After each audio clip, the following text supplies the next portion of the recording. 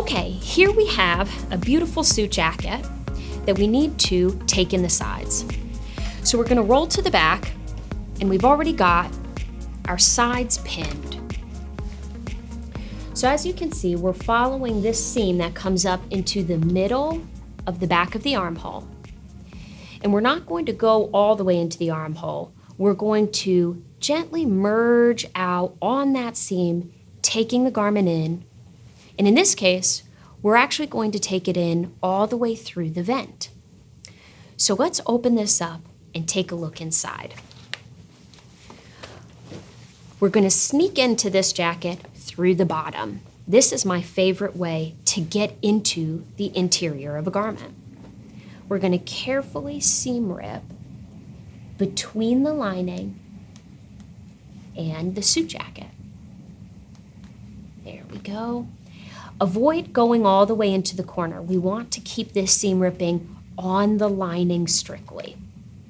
We just need to make a hole big enough to get our hands inside and be able to pull part of the jacket out through the hole.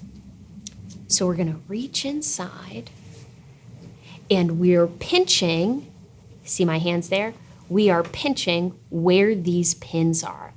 Now, these pins are going to be hard to see from the inside, so we're going to mark with our chalk on the outside, on either side of the seam, where the pins are before we take them out. Just one little mark, there. Great. Now we're safe to take these off. And we're going to be taking the jacket in that much. Okay, we're going to reach back inside.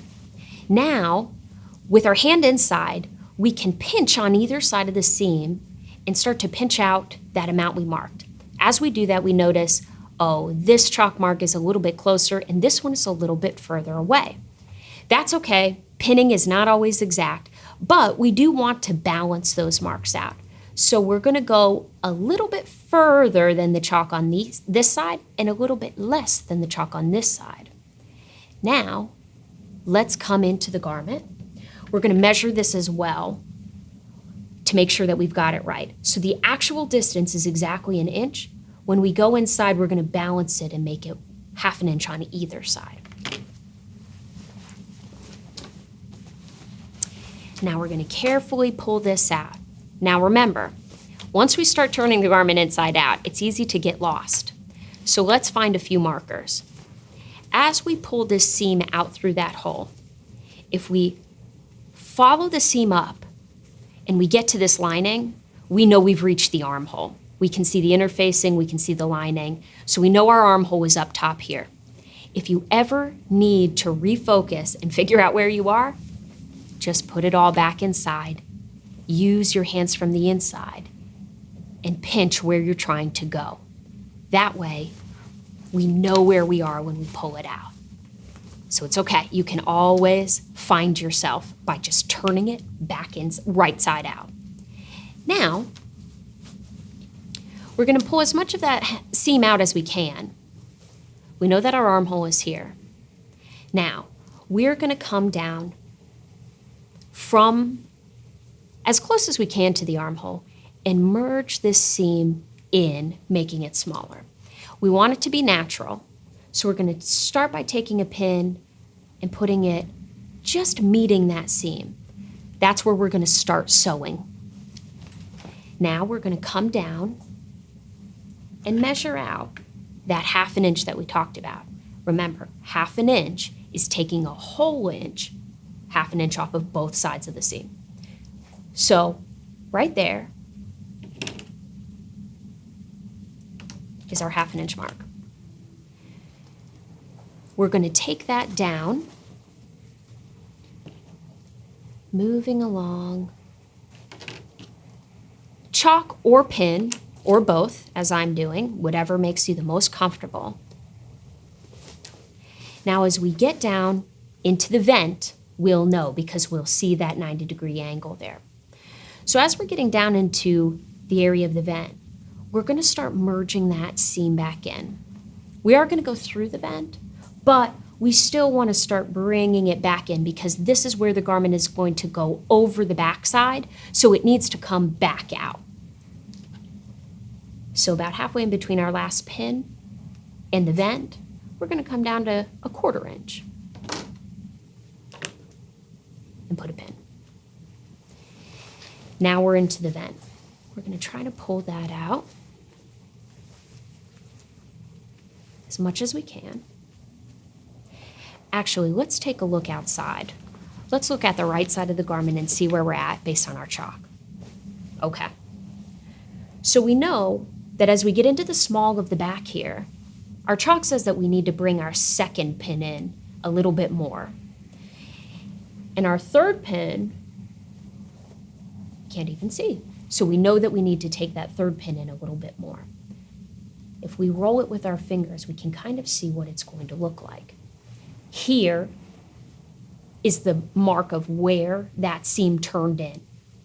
So that's where we're going to move that to make it come in further and taper it. So let's move this pin and this pin. We're going to reach inside and feel where that pin is so we know we moved the right one. Good. We've got our fingers on it. Let's bring that one out about 1/4 inch. Great. That looks great. And now for this guy. We're just going to pinch that together, just like above, pull it out, and see where our fingers are. Okay. So we know we need to come in this far. Now, we're going to sew straight down that seam. And then when we get to this point, we're going to come back in. We're not making the vent shorter. So we're still going to turn at the same spot. We're just going to do it further into the garment. And then we're going to sew into the same spot. Then the rest of the work will be done in pressing everything in place. Okay, let's recap. Before we move on to sewing, I want to take a look again at our measuring and pinning as we prep this jacket to take in the sides. We began by opening the bottom so that we could get inside of the jacket. Then we came to the back and marked where the pins were. Then, after they were marked, we were able to get inside and measure out where the garment needed to be taken in. We flipped to the inside and pinned that seam, taking out the appropriate amount, beginning at our armhole, going down the seam to the vent, where we will turn back in. All of this we can continue to look at always from the outside, making sure that we're following our chalk marks and our pins are straight and taking the right amount in, coming from the armhole all the way down the vent. Now we are ready to get sewing. Okay, we have our jacket over here at the sewing machine. We are going to reach inside the hole we created in the lining to access our pinned side seam. So we're going to reach up almost to the armhole. My fingers are right here, and gently pull this whole seam out through our hole, exactly where we pinned before. So let's gently, without disrupting our pins, pull that seam out all the way down to where it turns the corner on the vent. You remember? We're going to begin sewing up here where the seam meets the armhole. As a reminder, I know it's difficult to see where in the garment we're working. You can always flip it back out to the right side to check your position. We're going to place our seam directly under our needle so that we begin our stitching directly on top of the seam that's already there and make a smooth entrance to where we're going to take the garment in. Now you can see our chalk marks and our pins that are lighting our way. Let's begin slowly, take a few back stitches and then start aiming for those chalk marks and pins. We're going to readjust the fabric, smoothing it out often, because we want to make sure that our underside is not wrinkled, nor our top side. So we're feeling with our fingers, making sure that everything is pressed smooth as we sew and take those pins out.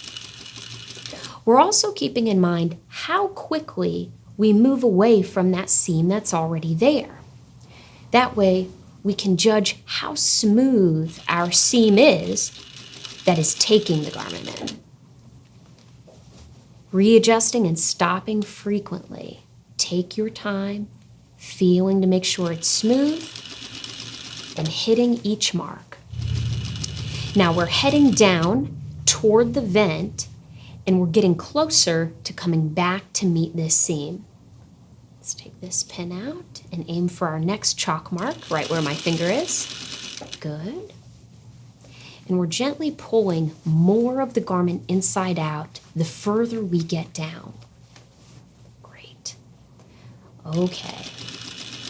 Now, as we reach the interfacing, we know we've reached the vent. See where our pin marks the corner we're going to make? We'll continue in a straight line parallel to that seam as we head for our pin. Now I'm feeling on top and I'm feeling underneath with my thumb, smoothing the fabric out to make sure we don't get any pinches or wrinkles underneath. I'm doing that all the while we're sewing. That's why I'm going so slow. I would rather sew once with no wrinkles than have to go back and seam rip later. Okay, we're ready to take that pin out. Now let's take our chalk so that we can really see the continuation of that seam. That's where we're headed right there. Now, let's lift our presser foot and turn the garment. Now, we're going to complete this corner and come back into that vent. Once we meet up with the vent, we'll give it a few back stitches and trim it. Let me show you exactly what that looked like. You see? Beautiful. Now we're ready to flip the garment inside out and give it a really good press. It's important to note that we are leaving the original stitching in. There's a lot of reasons for this. One, all of the seam allowance is being pressed to one side instead of being opened. So it's okay to leave that seam in and all be pressed to one side. The other reason is because men over time will bring the jackets in to be let in, taken in, or let out. And if that seam is already there, it allows us to release the new taken in seam and bring it back out to the original seam and go back and forth so that this garment can age with them over time. We've got our jacket here at the ironing board.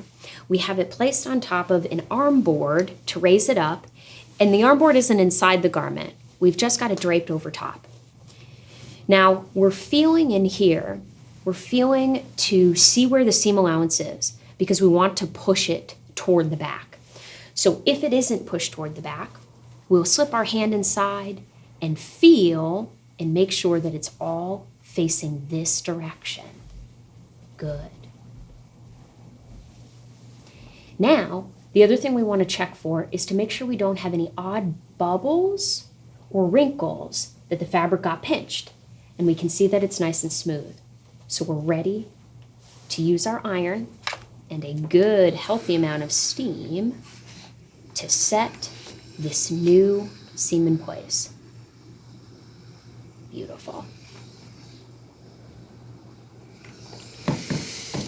Now, as we steam, we're going to use our clapper to press on this seam as it cools.